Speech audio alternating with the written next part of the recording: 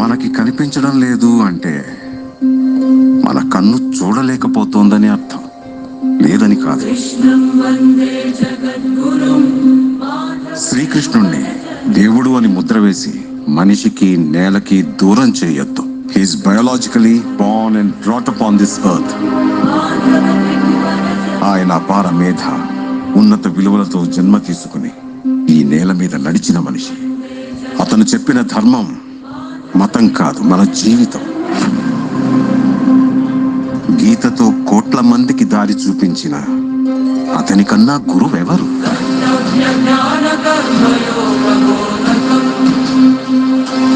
రక్షణ కోసం సముద్రం మధ్యలో ద్వారకా నగరాన్ని కట్టిన అతనికన్నా గొప్ప ఆర్కిటెక్ట్ ఎవరు?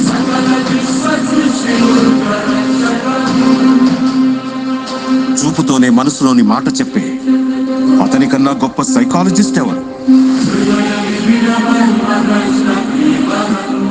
వేణుగానంతోనే గోవుల్ని గోపికల్ని కట్టిపడేసే అతన్ని మించిన మ్యూజిషియన్ ఎవరు?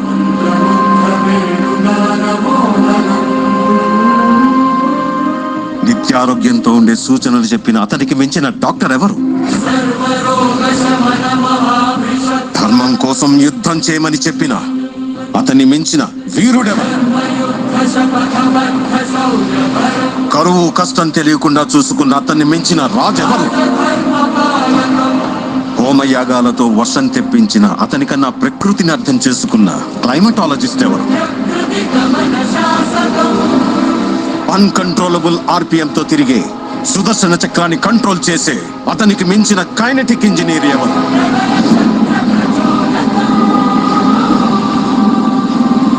అతనొక fighter, singer, teacher, warrior, what not. He's everything. His aura is eternal. He's more than God to me.